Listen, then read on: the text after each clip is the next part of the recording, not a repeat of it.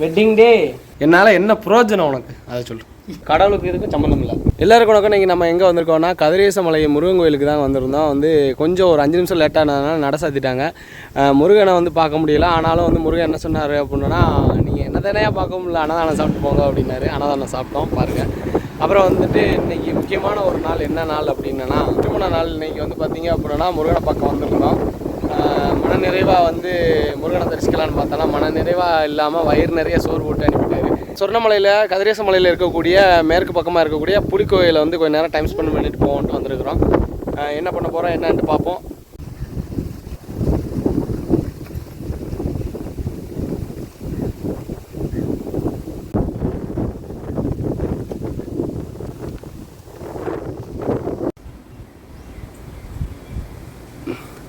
மீரா என்ன கேட்குற சாமியை? என்ன கேட்க?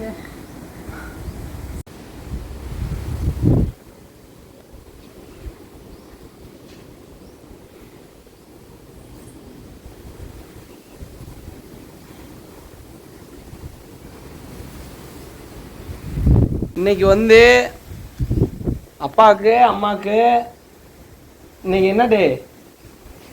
Wedding day. சொல்லு.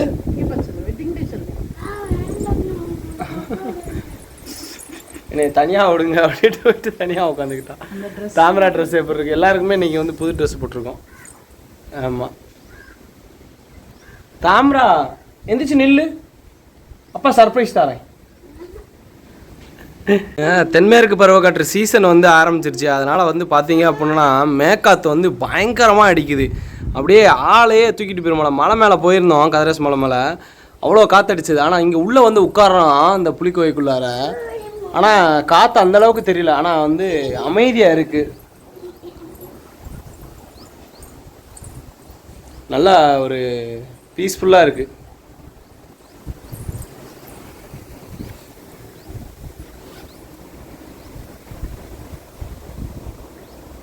அப்புறம் இங்கே ஒரு முக்கியமான விஷயம் என்ன அப்படின்னா, இந்த புலிக்கோகைக்கு ஆப்போசிட்டில் தான் ஹாக்கி கிரவுண்டு இருக்குது. அதாவது நேஷ்னல் ஹாக்கி ஸ்டேடியம் இது.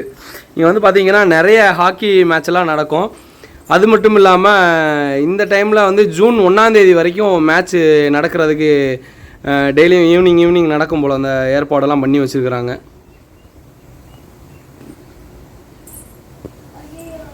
தாமராவுக்கு இந்த புது ட்ரெஸ் போட்டிருந்தோம்ல, அது ரொம்ப ஒரு மாதிரி அன்ஈஸியாக இருந்தது. அப்படின்னோடனே வேறு ட்ரெஸ் ஆல்டர்னேட்டிவாக எடுத்துகிட்டு போட்டு விட்டாச்சு. பார்த்துங்க, நீ இப்போ தான் ஃப்ரீயாக உட்காந்துருக்குறான், கம்ஃபர்டபுளாக. தாமரா இந்த ட்ரெஸ்ஸு போடுமா? அது வேண்டாம், இது போடுவோம்.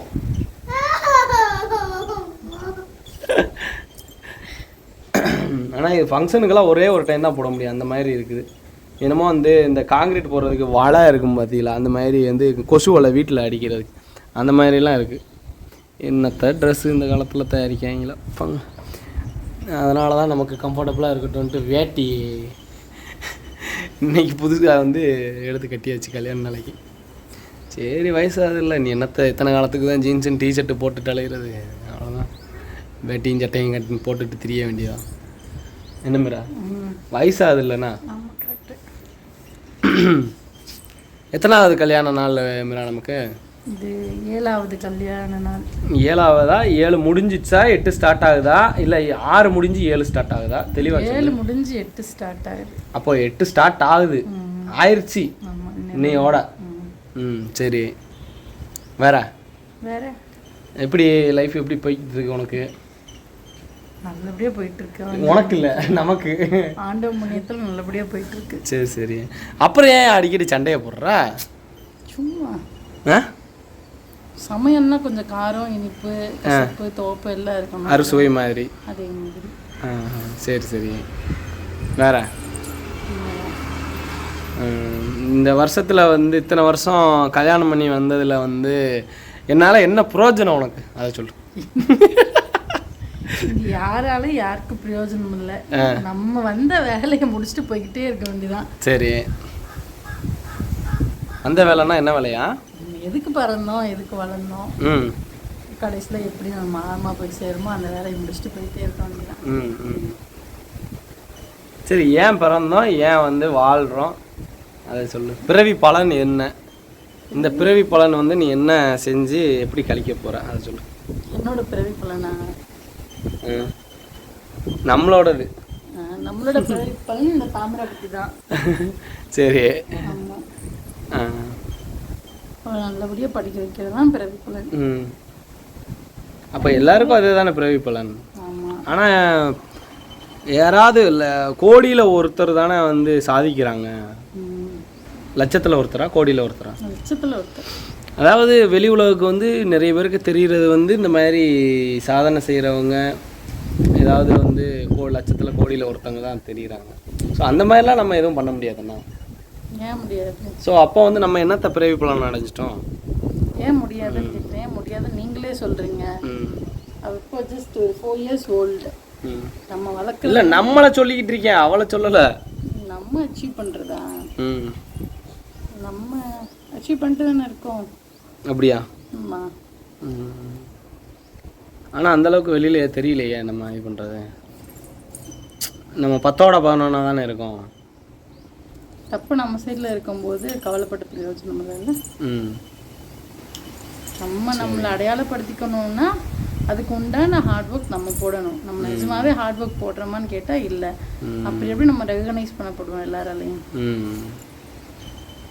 சரி, அப்போ வந்து கடின உழைப்பே வெற்றியை தரும். கண்டிப்பாக. அதாவது இதுக்கு வந்து கடவுளுக்கு இதுக்கும் சம்மந்தம் இல்லை. கடவுள் இருக்காரு. கடவுள் அப்படிங்கிறது ஒரு பிலீஃப் பேட்டர், ஒரு பாசிட்டிவ் வைப்புகளுக்கு கொடுக்கக்கூடிய ஒரு விஷயம். அது எல்லாத்துக்கும் அப்பாற்பட்டது. அதாவது நிறைய பேர் என்ன சொல்கிறாங்க, முன்னோர்கள்லாம் இப்போ பைபிள்லேயும் சரி, குரான்லேயும் சரி, இதுலேயும் சரி, கீதையிலையும் சரி, எல்லாம் என்ன சொல்லுதுன்னா கடவுளால் முடியாதது எதுவும் இல்லை அப்படின்னு சொல்கிறாங்க. அந்த நூல்கள் சொல்லுது. ஆனால் ஒரே ஒருத்தர் மட்டும் இதெல்லாத்தையும் மாற்றி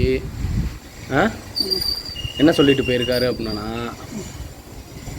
தெய்வத்தாலேயே முடியாதது உன்னோட முயற்சியில் முடியும் அப்படின்னு சொல்லிட்டு போயிருக்காரு. அவர் யார்?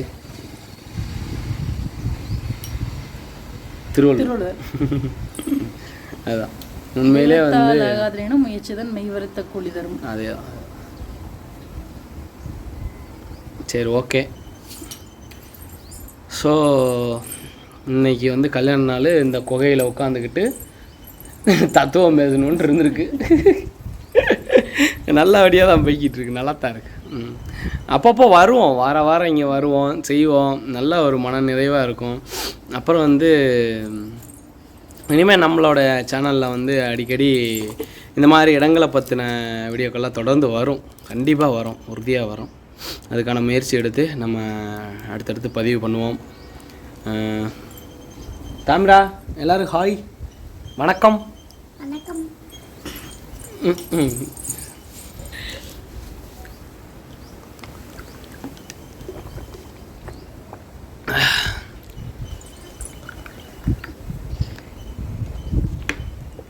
சரி, ஓகே, அவ்வளோதான். அப்படியே கிளம்புவோம். அது மட்டும் இல்லாமல் இந்த புலிக்கோகையோட வரலாறு என்னன்றதை வந்து ஆல்ரெடி ஒரு வீடியோ ஷூட் பண்ணியிருக்கிறோம். அந்த வீடியோவை வந்து இன்னும் எடிட் பண்ணலை. அதை போஸ்ட் பண்ணிவிட்டு அந்த வீடியோவோட லிங்க்கை வந்து இந்த வீடியோவோட டிஸ்கிரிப்ஷனில் வந்து லிங்க் கொடுக்குறேன். அதையும் பார்த்து தெரிஞ்சுட்டு அப்படியே வந்து சப்ஸ்கிரைப் பண்ணிக்கோங்க. இந்த சேனலையும் சப்ஸ்கிரைப் பண்ணிக்கோங்க. நம்ம வந்து அடுத்து ஒரு வீடியோவில் வந்து சந்திப்போம். சரி, அப்படியே கிளம்புவோமா? என்ன பிளானு, அடுத்து எங்கே போகிறோம், என்ன பண்ணுறோம்? சரி, இல்லைப்பா, போவோம், வாங்க கிளம்புவோம். ஓகே, நன்றி, வணக்கம். இந்த இடம் எப்படி இருக்குது அப்படின்றத வந்து கமெண்டில் சொல்லுங்கள்.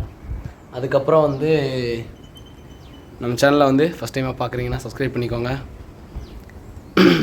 நீங்களும் இது மாதிரி இடங்களுக்கு வந்து நிறைய ட்ராவல் பண்ணுங்கள், நிறையா வந்து மெமரிஸை வந்து ஸ்டோர் பண்ணுங்கள். வயசான காலத்தில் வந்து நினைவுகள் வந்து அசைப்படும் போது கண்டிப்பாக வந்து ஒரு அருமையாக இருக்கும், மனது வந்து ஒரு சந்தோஷமாக இருக்கும் அப்படின்றத சொல்லிக்கிட்டு நன்றி கூறி விடைபெறுகிறோம். தமிழா, போமா, எல்லாருக்கும் பாய் சொல்லிடுமா. லைக் பண்ணுங்க, ஷேர் பண்ணுங்க, சப்ஸ்கிரைப் பண்ணுங்க. பாய் சொல்லிடு